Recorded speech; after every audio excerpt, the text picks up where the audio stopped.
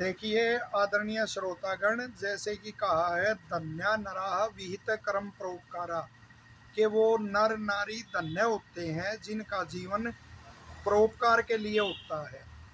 और ये सृष्टि का नियम है कि ये पृथ्वी सत्य पर ही टिकी हुई है। आचार्य बलदेव जी ने बड़ी बात कही थी इस नियम पर कि अच्छे लोग ही सत्य हैं। जब तक अच्छे लोग पृथ्वी पे हैं तो ये पृथ्वी टिकी हुई है, जब तक परोपकारी लोग हैं। यदि सभी बुरे और स्वार्थी लोग हो गए, परोपकार नहीं रहा, सूर्य भी परोपकार के लिए तप रहा है, वायु परोपकार के लिए बह रही है, वृक्ष परोपकार के लिए फल दे रहे हैं, नदी बह रही है परोपकार के लिए, तो परोपकार पे ही सृष्टि चल रही है। तो आज हमारे यहाँ गुरुकुल सिंहपुरा में दो ऐसे व्यक्तित्व आए जिनको देख के हृदय गदगद हो गया कि कोई वो ऐसा नहीं किसी पद आदि की लगे रहते हैं, संस्थाओं की अप्पा धापी और उसमें लगे रहते हैं हाथ दे तो, और वो परोपकार आदि का तो केवल चोला ही होता है। तो वो लाभ नहीं ना, चेहरे से वो टपकता है। एक व्यक्तित्व में ही आकर्षण और सादगी और पवित्रता होती है। तो ये दो सज्जन जो हमारे साथ खड़े हुए हैं उत्तर प्रदेश से हैं, और बच्चों को जगह जगह जाके विद्यालयों में गुरुकुलों में बच्चों को पढ़ने के लिए प्रेरित करते हैं, व्यक्तित्व निर्माण के लिए उनको प्रेरित करते हैं। और साथ में जो बड़ी बात है कि चौपाल आदि और जहाँ भी जाते हैं वो नशा के विरुद्ध भी उनको प्रेरित करते हैं नशा मिटाने के लिए। तो देखो परमात्मा संस्कारों के अनुसार कैसी लगन लगा देता, कैसा काम सौंप देता है। मेरे को तो हैरानी होती है कि कैसे व्यक्ति तो वो है। तो मेरा निवेदन ये है, बिल्कुल ऐसे दो चार पंक्ति में दोनों अपना परिचय देंगे। और अभी तुरंत ही मैंने निवेदन किया इनसे कि जो मेरे मित्र हैं अभी मित्र श्री तेजेंद्र जी, निदेशक दारियन स्कूल लाखन माजरा के, उनके पास भी ये जाएंगे। पहले गुरुकुल झज्जर में भी आचार्य विजयपाल जी के पास ये रुके हैं और वहाँ आसपास इन्होंने प्रचार भी किया। आचार्य जी ने भी वहाँ रुकने की व्यवस्था और वो की। हम तो आर्थिक आदि रूप से अकिंचन वो हैं, लेकिन साथ में इनको ये ज़रूर वो दिया आश्वासन कि हम भी यही काम कर रहे और आपके साथ जुड़ के और कार्य करेंगे। कुछ ऐसे व्यक्तित्व हैं, उनके नाम भी इनको सुझाए हैं कि इन लोगों से भी आप मिलो। ये भी जो नशा आदि की जो वो फैल रही है इतनी प्रवृत्ति, कि वो लोग भी इसको देखकर परेशान है और निस्वार्थ भाव से इसके लिए कार्य करना चाहते हैं। तो निवेदन है आज हम आए आदरणीय आचार्य अभय सिंह जी से हम यहाँ मिले, बड़ा अच्छा लगा। अब से 10 साल पहले भी हम यहाँ आए थे, गुरुकुल की व्यवस्था बहुत अच्छी थी। अब थोड़ा सा हल्का लगा, लेकिन अब गुरुजी आ गए तो ये संभल जाएगी। मैं बात को वहीं से आरंभ करता हूँ कि हमारे साथी हैं भाई विकेश भारतीय जी, जो 6 किताब लिख चुके हैं। उन्होंने कहीं लिखा है पेड़ जानता है सबकी भूख नहीं मिटा पाएगा, फिर भी एक एक फल दूसरों को खिलाता है।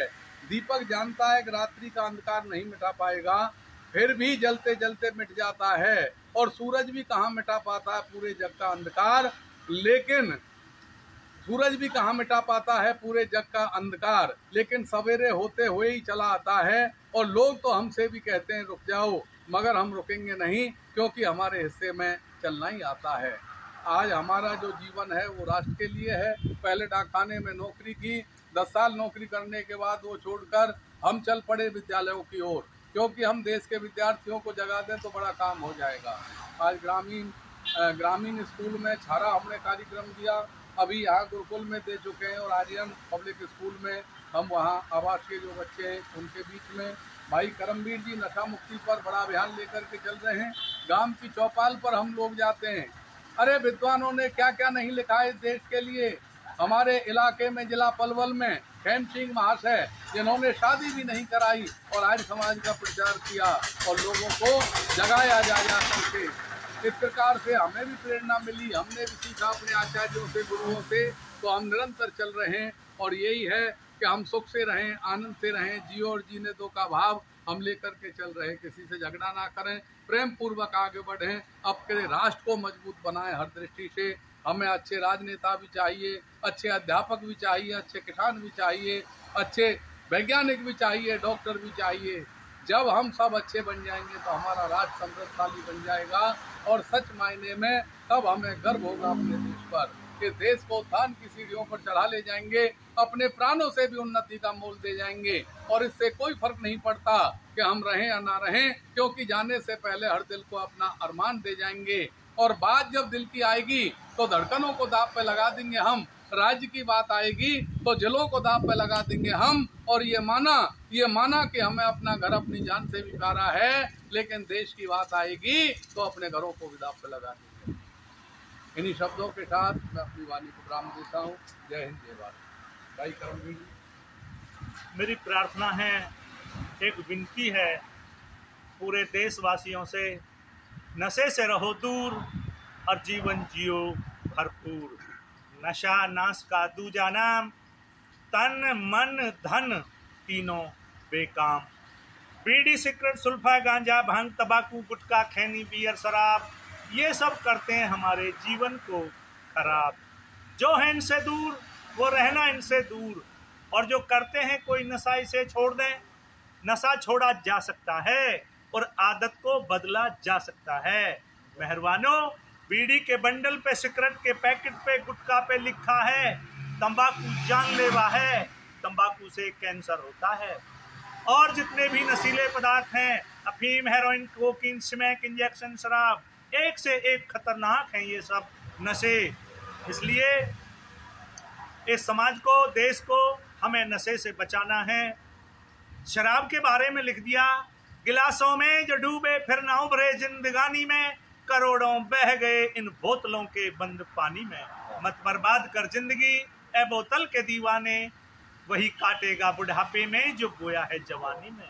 ये परमात्मा का नियम है, जो कर्म हम आज करते हैं कल उसका फल हमें ही भोगना है। इसलिए मेरी अपील है और एक प्रार्थना, नशे से रहना दूर और जीवन जीना भरपूर। जय हिंद, जय भारत। देखिए, केवल सर झुका के दोनों को हम नमस्ते कह रहे हैं। वास्तव में ऐसे व्यक्तित्व, ऐसे सपूतों पर किसी भी देश को गर्व हो सकता है। और ये देश तो ऋषि मुनियों का है। इस देश से ये आवाज़ें नहीं आएंगी, और कहाँ से आवाज़ें आएंगी, और कैसे अपने जीवन को सार्थक बना रहे हैं। वरना ताशों पे बैठ के सारा दिन या इधर उधर घूम के वो जीवन को खोना और किसी को अच्छी शिक्षा ना देना, ये कोई जीवन नहीं होता। तो जीवन इनसे सीखना चाहिए, जिनको देख के भी वो हृदय गदगद हो जाता है और अपना वाहन रखते, अपना माइक आदि रखते हैं, और किसी से कोई मांग और वो नहीं। तो बार बार इनका धन्यवाद। और परमपिता परमात्मा से प्रार्थना करता हूँ, परमात्मा इनको इस कार्य के लिए खूब सामर्थ्य, दीर्घायु और उत्तम स्वास्थ्य प्रदान रखे। धन्यवाद।